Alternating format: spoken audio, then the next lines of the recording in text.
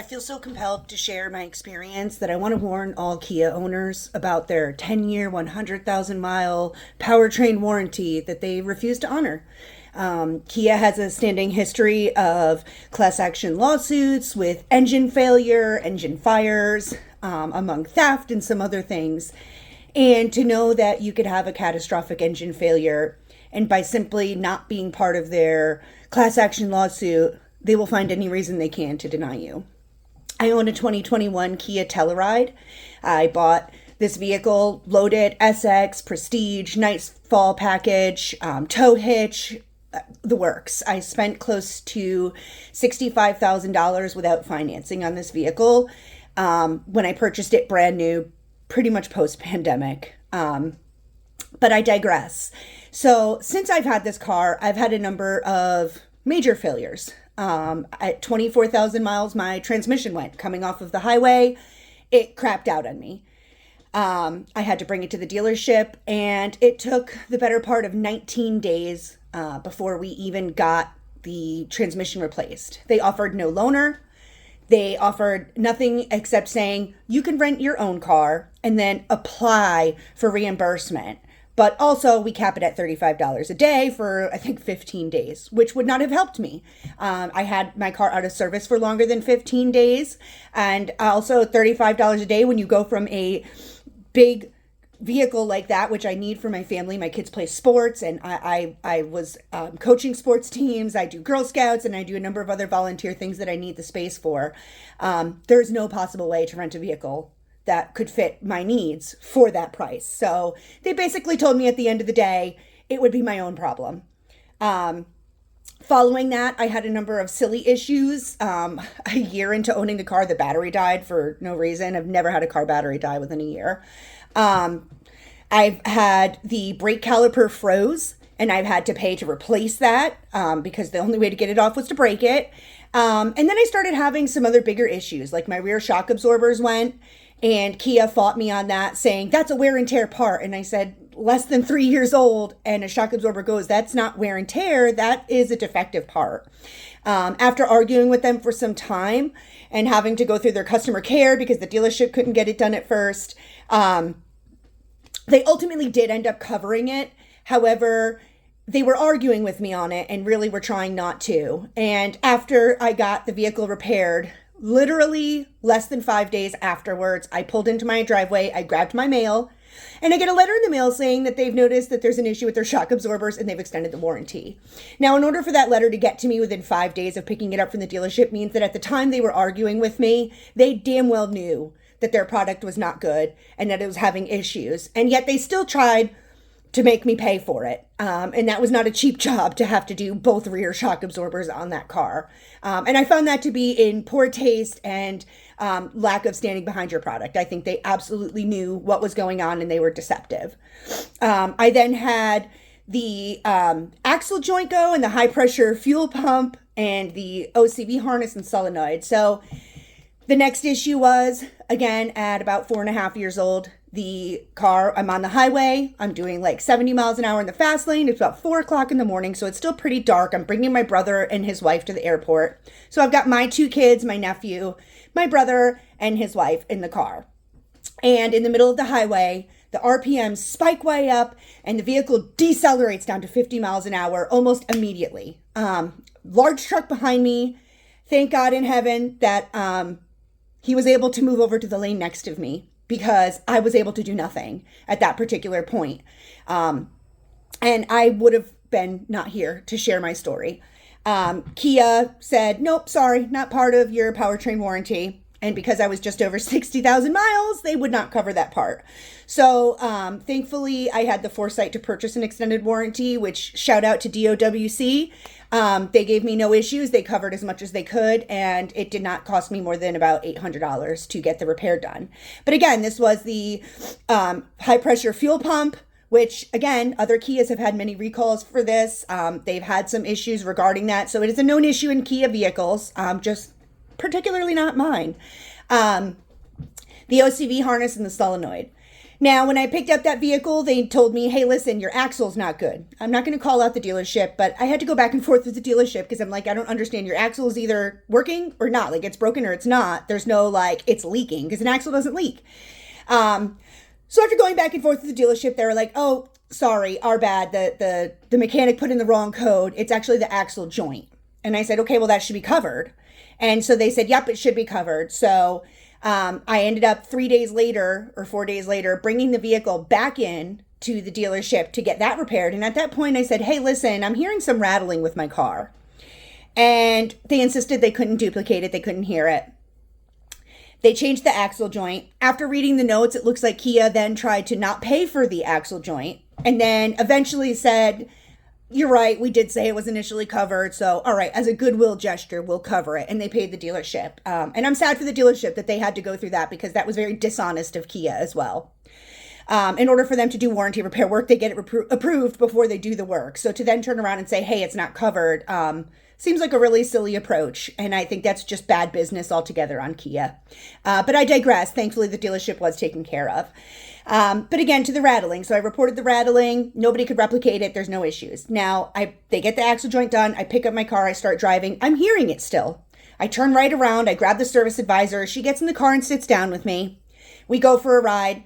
She again says, listen, I can't hear it. I don't think there's anything wrong. It's probably just a normal rattle. Like sometimes cars have a rattle, you know? And so again, I trust the experts. Part of the reason I pay the money that I do to the dealership and part of the reason I purchased a brand new vehicle versus a used one for much less money was because ultimately I anticipated a certain level of quality and I anticipated a certain level of expertise from these shops.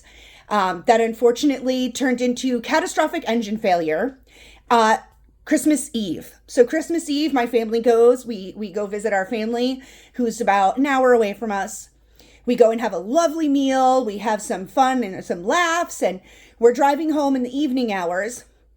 And the same exact issue. In the middle of the highway, going about 70 miles an hour, the car immediately decelerates, the RPMs jump, and the car goes into limp mode for the second time within 4 months. And so I get it to the dealership the day after Christmas, right? We limp it home. I get it to the dealership and the dealership calls me the next day and says, hey, so we've looked into it and we think your timing tensioner collapsed. And I said, okay, well, that's going to be covered under the warranty. At this point, I have 79,000 miles on the car. This falls under powertrain.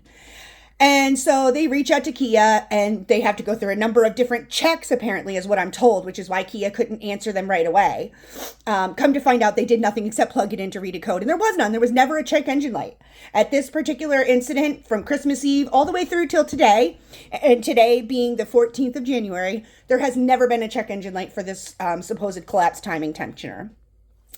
They reach out to Kia. Kia goes through the motions apparently and then says, okay, yep, we agree. Yep, it does need a new engine. Now I want all of the oil change records. Now I have every single oil change with the exception of two, one in 2022 and one in 2023. Not that they weren't done, but at those two particular oil changes, I could not afford the $100 and something at the dealership. So I took it to a local shop who did it for about $75.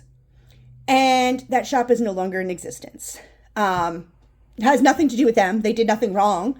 But because I could not produce those two receipts from 3 and 4 years ago, Kia said, yeah, sorry, we're just going to deny your warranty coverage based on lack of maintenance. Not that there was any proven lack of maintenance. We don't even know that these supposed oil changes that allegedly weren't done had anything to do with the damage. The last 3 years, once I started having these bigger issues, the shock absorbers and all that stuff, I started making sure that I went to the dealership. It very much hurt my wallet because at $115 in oil change, it is very expensive considering that I can do it for closer to $40 cheaper somewhere else. But I digress. So I did that in an effort to make sure that I was doing my due diligence as a customer. And Kia still denied me. They have absolutely no causation. They've never opened up the engine to even see if there was anything that would indicate that I did not do said oil changes, solely based on the fact that I did not have the paperwork. I've talked to many mechanics and I know mechanics who would tell you, I don't save every receipt, especially from 4 years ago. Like, why would that be relevant? If I have the last 3 years worth of oil changes, why would one from 4 years ago even matter? Which I think is a very valid point. And Kia is unwilling to hear me. I have reached out to Kia customer care multiple times. They have never once called me back. Anytime I've ever spoken to anybody, I have called them. And just for the sake of notating, I called them on January 6th 3 times. I spoke to Monica, Chelsea, Allison. I called again on the 7th and I spoke to Dean, who said, and I told him I need this escalated because I'm not getting the response. And Kia's advice to me was, we can't talk to Kia Techline, who makes the warranty decision, but we can't influence them or talk to them or even share anything with them. Only the dealership can do it. And I said, well, how do we know that the dealership's being honest? And I'm saying that to say they did a major repair on my vehicle 4 months prior. And I don't know if those have any linkage, especially considering I reported a rattling, which could have been my timing tensioner, my timing having a little slack or something that I was hearing, and they kept insisting they couldn't hear it. Nobody even checked any of that, especially after my car threw a low oil pressure code when the high pressure fuel pump went, which high pressure fuel pump, low oil, they don't go together, so somebody should have checked something there. But the only thing they did was change the OCV harness and solenoid and never checked anything further, at least based on the notes that they've shared with me. Again, I'm not throwing the dealership under the bus. I think for the most part, they've been good to me. But I think everyone's been squirrely in this particular situation. I've turned around and asked them to escalate it. I then called back 2 days later and I spoke to Monica again. And I said, Monica, I'm still waiting to hear from somebody in escalation. She goes, Dean did escalate it, but the escalation was denied. And I said, well, what do you mean it's denied? I said, I believe that you guys are in violation of the Magnuson-Moss Warranty Act. You have not shown causation, and you haven't even given me any documentation. And she says, oh, well, now that you mentioned the word legal, now I can escalate it. Which, again, very deceptive and dishonest of this company, knowing that they were leaving me hanging. I have a vehicle that is financed that I paid the better part of $65,000 for, and in 80,000 miles, it's dead. It doesn't work. I can't drive it. So I found that very dishonest. And that was on the 9th. I have yet to hear from Kia. I have emailed them. I have called them. They keep telling me, listen, you're going to have to wait for somebody in escalations. Nobody is contacting me back. I don't believe that there even is an escalation. I think this company has been wholeheartedly dishonest. And I think they've done nothing to assist their customer or stand behind their product. After reading the tech notes from the dealership, it says, tech scanned and found no DTCS, meaning the codes. Tech noticed that the car is losing power. Tech noticed that there is a clanking noise coming from the timing tensioner. Tech noticed that the car is has retarding timing, which is causing the car to lose power. I don't understand how an oil change from 3 and 4 years ago has anything to do with that at all, especially considering that my car, again, has been at the dealership for the last 3 years for oil changes, 60,000 mile service, and other things. And they've never noted a single issue. They've never noticed any gunk in my oil. They've never said, hey, your oil looks a little yucky. Nothing. Everything has been reported as completely perfect and normal with my car, all the way until it came time for Kia to replace the engine. I did go ahead and get a quote for an engine replacement. And the interesting thing was, I understand why they don't want to cover it, and it's because they're cheap bastards. So in order to give me a new engine, not a brand new engine, a remanufactured engine, the total cost of repairs is $10,884.48 is what they are expecting me as a customer to pay, on top of everything I've paid for said vehicle. Kia has been incredibly dishonest and has forced me to reach out to legal assistance in an effort to get this repair taken care of. And I say all this to say, I hope that all of you Kia owners are having a great experience. Those of you who have your Kia vehicle and you love it, God bless you. I'm glad that you are God's favorite. But I have had nothing but repeated issues with this vehicle. And every step of the way, Kia has been nothing but difficult and unwilling to help at any chance they could. And the opportunities, like when my transmission went, they couldn't fight me. It was 24,000 miles. I'd done 3 oil changes at that point, and they couldn't deny me. However, now that we're 5 years in, the oil changes from the very beginning, I missed a receipt or two. The shop I went to around the corner gave me some stupid little paper. I didn't think twice about it. Again, it was just an oil change. And so, again, shame on me, right? Like I should have saved all my paperwork, but there was no causation here. They've never even torn apart the engine. They never did any oil analysis. They did nothing. And for all of these reasons, I'm feeling very slighted. I believe that the Kia dealership, unfortunately, has a conflict of interest, being that they are certified by Kia, and they have to follow Kia's rules. I also think that they have been a little less than forthcoming with me. Some of the things that she has said to me on the phone is not what they're willing to reflect in the paperwork. They're unwilling to give me any tech line notes, any conversations they've had with the Kia tech line. Kia themselves won't share, so I don't even know what was shared. I don't even know that Kia tech line knew that I reported the rattle a while back, and this was probably a preventable issue had anybody done their due diligence and had, Kia maybe set forth a certain standard that when you have a low oil pressure code, you should be checking the timing. My vehicle is a hydraulic timing, and it's a timing chain, not a timing belt. And for that reason, when you do your normal maintenances, it's not something that gets checked. A timing chain is supposed to last the life of the engine. This is not a maintenance piece where you have to go through and oil it, grease it, change it, none of that stuff. So the fact that I was hearing a rattling after a low pressure code would imply to me that maybe we should do some extra checks, especially because of what that vehicle went through. It was a very serious issue. And 2 times now, that vehicle has put my family in very serious danger on the highway. I have 2 small children. Every time we get into a car moving forward, my car, anybody else's car, they ask 2 questions.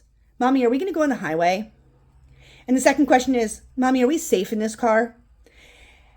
And it actually breaks my heart. It breaks my heart to think that spending that kind of money on a Kia, specifically because of their warranty, in lieu of something like a Volkswagen or something else, is really saddening to me. And it's scary to me to think that my children are now scared to be in a Kia.